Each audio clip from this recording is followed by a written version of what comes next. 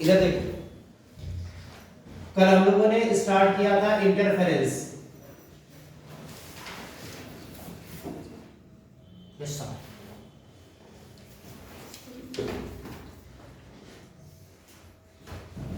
मैंने कहा था दो वेव्स सेम फ्रीक्वेंसी की सेम डायरेक्शन में मूव करने वाली इस तरह से सुपरपोजिशन करें कि नई वेव के अल्टरनेट पॉइंट्स पर मैक्सिमम और मिनिमम इंटेंसिटी की साउंड सुनाई दे।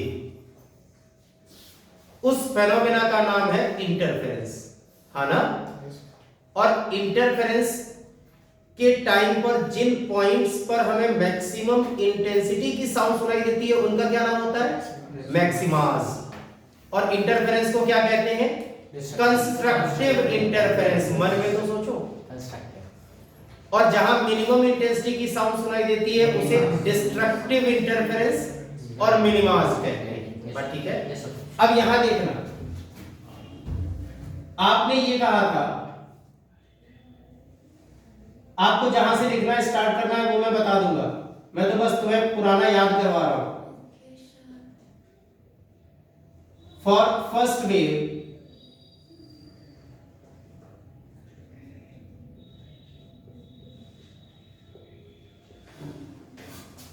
एम्पलीट्यूड A1 था,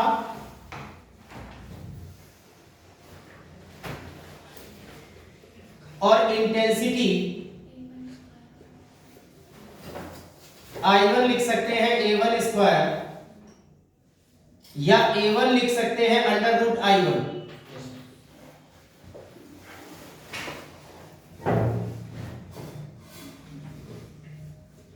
for second wave intensity I2 लिख सकते हैं A2 स्क्वायर, या A2 को लिख सकते हैं अंडर रूट I2। और फेज डिफरेंस था दोनों वेव्स के बीच का phi. Phi is the phase difference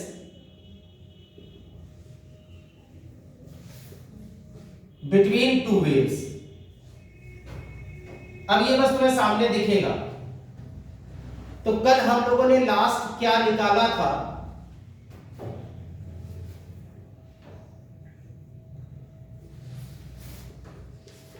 intensity of new wave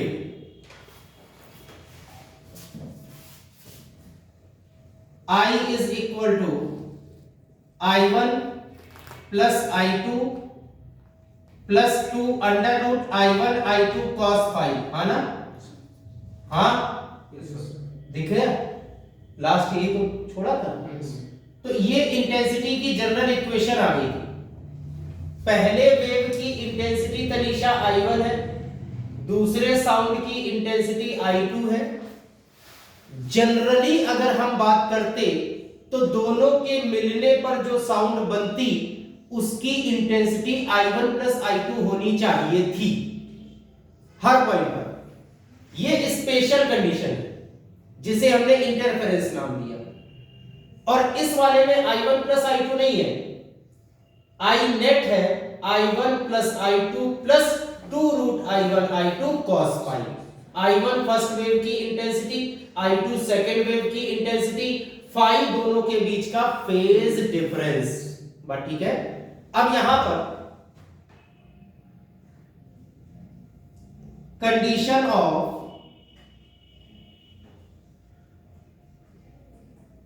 I maximum,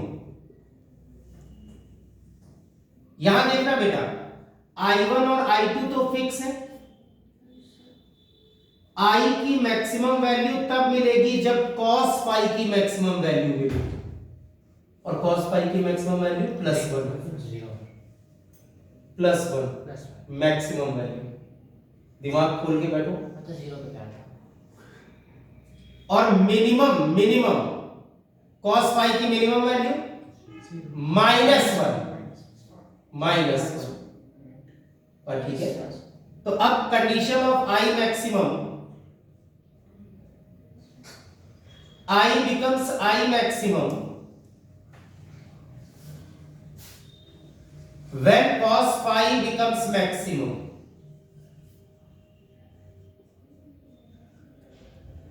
यानी cos phi हो जाए +1 के बराबर, यानी phi की वैल्यू क्या हो सकती है? 0 या 2 पाई या 4 पाई एंड सो ऑन। इसी को लिखते हैं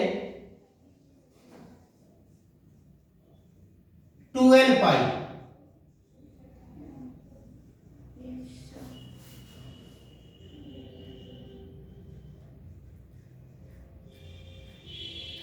इवन मल्टीपल ऑफ पाई, ये अपने बोलने के लिए, लिखना नहीं, बट ठीक है, मतलब जब एग्जाम वगैरह में, बाकी यहां तो लिख लो।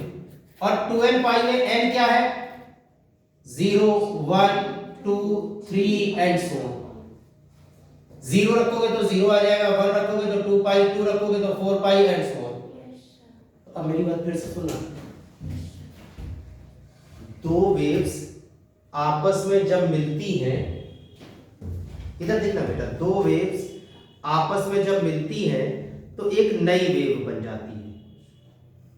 इसके हर पॉइंट पर इंटेंसिटी ऑफ साउंड की कहानी तुम्हें पता है। अल्टरनेट पर maximum minimum, maximum minimum, maximum minimum. अच्छा, चाहे मैक्सिमा हो चाहे मिनिमा हो, हर पॉइंट पर कहानी एक ही है कि दो वेव्स मिली हुई है। तो अब सुनना पूरी बात, मैक्सिमम इंटेंसिटी की साउंड हमें उन पॉइंट्स पर मिलेगी जहां दोनों वेव्स के बीच में मिलते समय phase difference even multiple of pi. यह है कंडीशन ऑफ आई मैक्स। दो वेव्स मिलकर के नई वेव बना रही है, तो किसी भी पॉइंट पर एक कहानी तो निश्चित है, क्या दोनों वेव्स एक दूसरे से मिली, हाँ या ना? मिलते समय दोनों के बीच का फेज डिफरेंस अगर इवन मल्टीपल ऑफ पाई रख दिया जाए तो वो पॉइंट्स वो वाले हो जाते हैं जहां हमें मैक्सिमम इंटेंसिटी की साउंड सुनाई देती। तो एक लाइन का आंसर है बेटा कि हमें मैक्सिमम इंटेंसिटी की साउंड किन पॉइंट्स पर सुनाई देगी? जहां phase difference between two waves even multiple of pi. बात ठीक है? अच्छा, अगर हम इसे रख दें तो बड़ा साधारण सा एक रिजल्ट आ जाता है इस इक्वेशन से। किसे now from first I maximum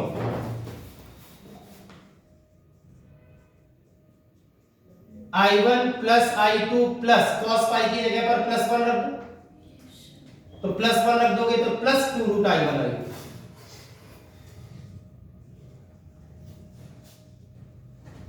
ये है I मैक्सिमम। बट ठीक है। अच्छा, इसी को हम ऐसे भी लिख सकते हैं, root I1 plus root I2 का होल स्क्वायर। बोलो हाँ। या इसी को हम ऐसे भी लिख सकते हैं, A1 प्लस A2 का होल स्क्वायर। रूट I1 ही तो A1 है।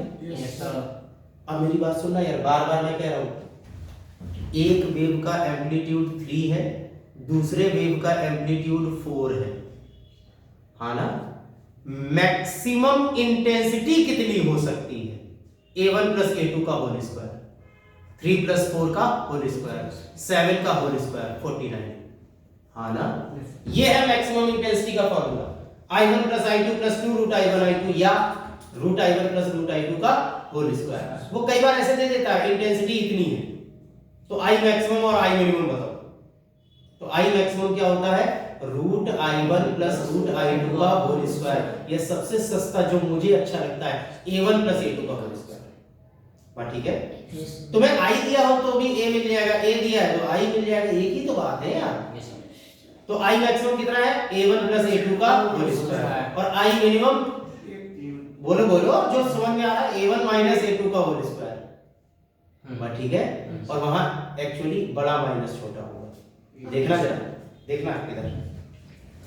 कंडीशन ऑफ आई मिनिमम, ये देखना बेटा, जिन पॉइंट्स पर इसको ऐसे बोलते हैं, we find the condition of maximum intensity at those points where two waves will interfere each other with phase difference equal to even multiple of pi. Even multiple of pi का phase difference है तो हमें क्या मिलेगी, maximum intensity की sound. तो minimum intensity की sound के लिए इसको कॉमन सेंस लगाओ, क्या बोलेंगे, odd multiple of pi, odd multiple of pi, pi 3 pi 5 pi 7 pi and so on, और सभी के लिए आंसर होगा -1, वही मिनिमम। और यहां पर हो जाएगा i1 plus i2 minus 2 root i1 है, बस ठीक है। तो अभी यहां पर देखना, condition of i minimum, i becomes i minimum when cos phi becomes minimum, that is cos phi becomes -1, यानी phi 180 हो, 3 पाई हो, 5 पाई हो एंड सो ऑन, यानी 2n minus 1 pi odd multiple of pi. Yes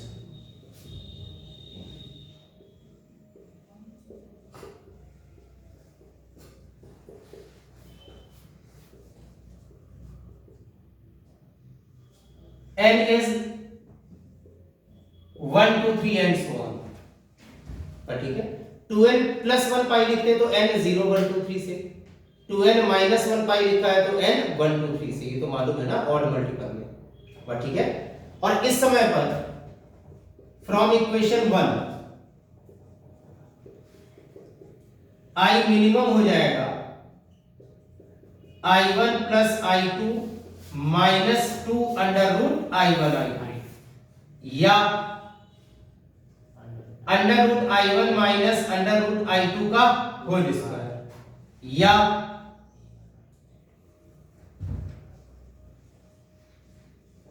a1 minus a2 का whole square.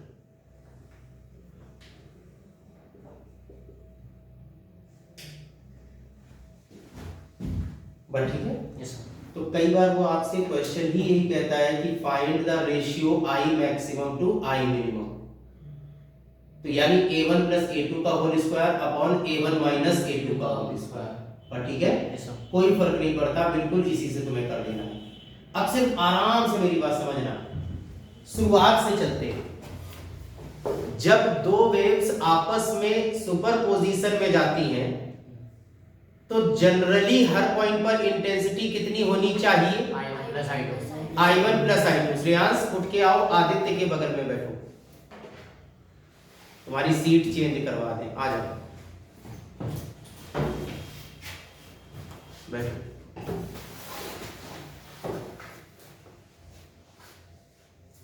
दो waves एक दूसरे से जब भी मिलेंगी तो हर पॉइंट पर क्या इंटेंसिटी होनी चाहिए, i1 plus i2, i1 plus i2। Special condition में मैक्सिमम और मिनिमम इंटेंसिटी की साउंड सुनाई देती है। मैक्सिमम इंटेंसिटी की साउंड का मतलब था i1 प्लस i2 से ज्यादा,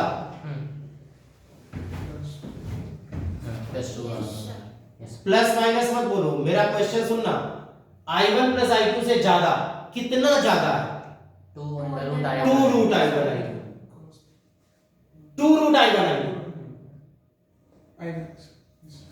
और मिनिमम इंटेंसिटी का मतलब था i1 प्लस i2 से कम, कितना कम है, 2 रूट i1 i2। यानी एक पॉइंट पर जितना कम मिल रहा है वो कहीं लॉस नहीं होता, अगले पॉइंट पर वो ज्यादा मिल जाता है। इसीलिए interference follows law of conservation of energy. सोच के देखना, जब जनरल होता था, जनरल पहले पॉइंट पर कितनी इंटेंसिटी, i1 प्लस i2, दूसरे पर दोनों को जोड़ दो, कितना आया, 2i1 प्लस 2i2, दो पॉइंट्स पर इन दोनों को जोड़ो, देखो कितना आया, 2i1 plus i2, 2i1 plus 2i, उतना ही तो आया। हाँ ना, दैट्स वाई मैं कह रहा हूं कि follows law of conservation of energy. Yes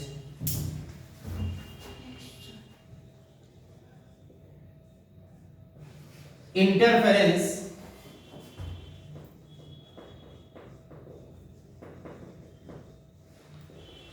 follows the law of conservation of energy।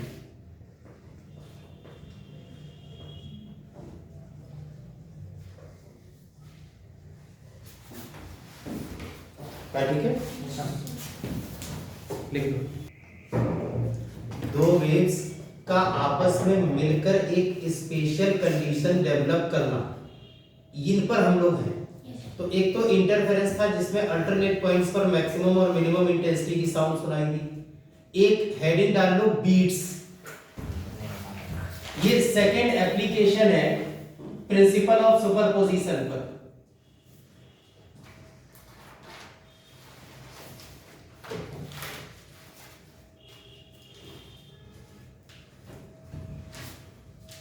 अब इसमें लिख लो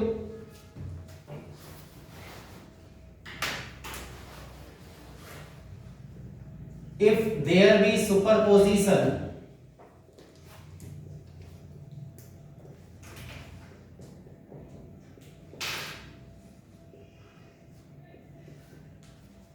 of two waves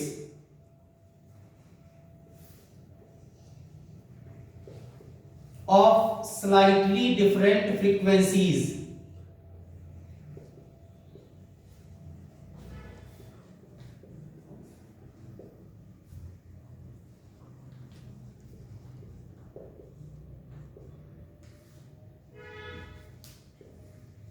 not more than 10 hertz,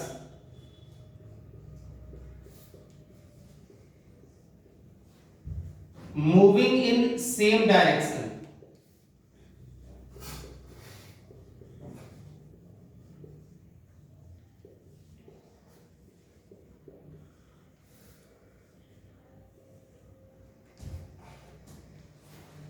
and at all points in new wave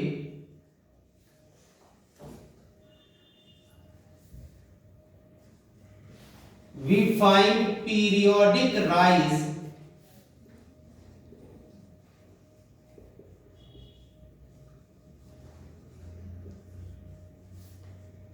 and fall of sound।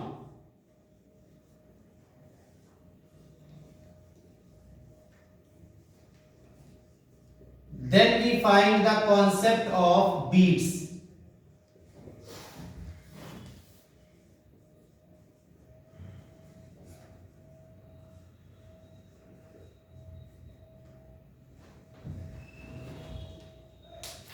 इधर देखो बेटा, लिखना छोड़ दो इसको थोड़ी देर के लिए, लिखना छोड़ो। दो वेव्स का मिलना, ये थी प्रिंसिपल ऑफ सुपरपोजिशन की कहानी। अब उनमें क्या क्या चीज चेक करनी थी, एक तो फ्रीक्वेंसी और एक डायरेक्शन। तो इंटरफेरेंस में two waves of same frequency moving in same direction, और तब कंडीशन क्या बन रही थी, अल्टरनेट पॉइंट्स पर मैक्सिमम और मिनिमम इंटेंसिटी की साउंड। अब मेरी बात सुनना आराम से, इस पॉइंट पर अगर मैक्सिमम इंटेंसिटी की साउंड मिल रही है तनीषा, तो आप कितनी भी देर तक यहीं खड़े रहो, उस पॉइंट पर मैक्सिमम इंटेंसिटी की साउंड ही सुनाई देती रहेगी। इंटरफेरेंस, अगर एक पॉइंट पर मिनिमम इंटेंसिटी की साउंड सुनाई दे रही है तो हमेशा मिनिमम इंटेंसिटी की साउंड ही सुनाई देती रहेगी। लेकिन बीट्स में हर पॉइंट पर एक ही कहानी। आप किसी भी पॉइंट पर जाके खड़े होइए, अगर इस समय आपको हाई इंटेंसिटी की साउंड सुनाई दे रही है, तो after a fix time low intensity की साउंड सुनाई देगी उसी पॉइंट पर, फिर उसी टाइम इंटरवल के बाद हाई इंटेंसिटी की साउंड सुनाई देगी, फिर उसी टाइम इंटरवल के बाद लो इंटेंसिटी की साउंड सुनाई देगी, and so on and so on and so on, और ऐसा हर पॉइंट पर होगा। Periodic rise and fall, periodic का मतलब ऑटोमेटिकली होता है after a fix time interval, after same time interval. High intensity की साउंड सुनाई देगी, मान लो 2 सेकंड बाद लो इंटेंसिटी की साउंड, फिर 2 सेकंड बाद हाई इंटेंसिटी की साउंड, और ऐसा काम हर पॉइंट पर होगा। तो इंटरफेरेंस में अल्टरनेट पॉइंट्स पर मैक्सिमम मिनिमम, बीट्स के टाइम पर हर पॉइंट पर एक ही कहानी, periodic rise and fall of intensity of sound. बात ठीक है? Yes, sir. दोबारा बताऊं। अब यहां पर एक चीज देखना,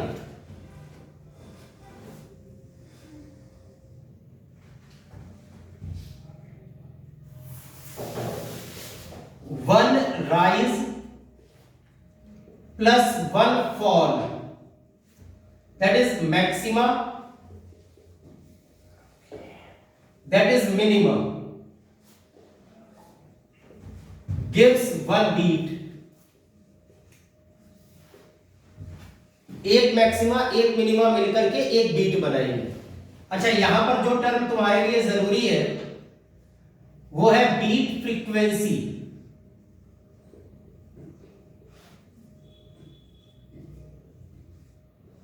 स्मॉल बी से डिनोट करते हैं। इसकी डेफिनेशन है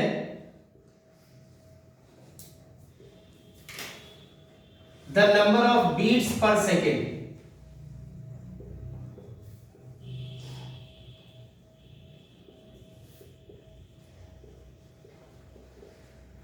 इसको कैलकुलेट कैसे करते हैं?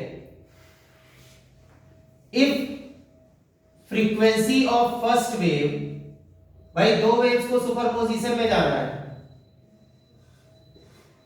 इज n1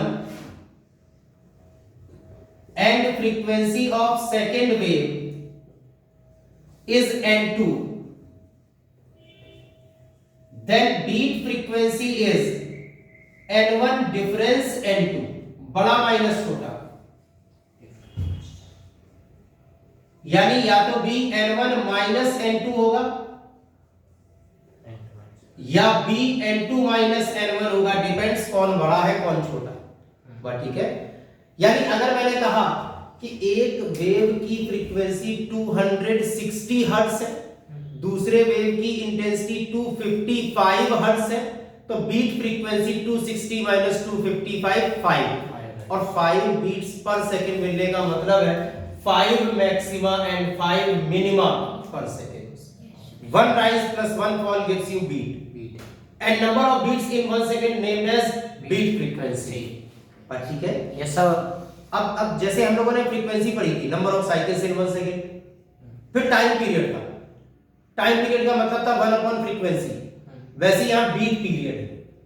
बीट पीरियड उसे भी कैपिटल टी से डिनोट करते हैं, और उसका भी मतलब है 1 अपॉन बी, यानी 1 अपॉन n1 डिफरेंस n2। तो एक और डेफिनेशन है बीट पीरियड,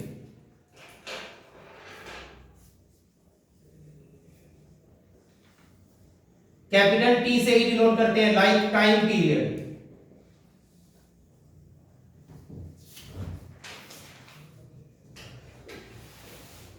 टाइम बिटवीन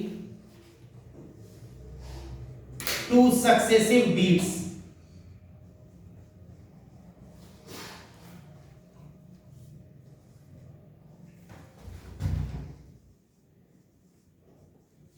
या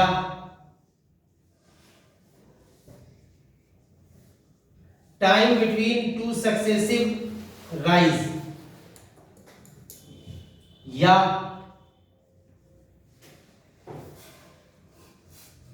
time between two successive fall, सब बीट पीरियड ही है, और beat period that is 1 upon b, यानी 1 अपॉन n1 डिफरेंस n2।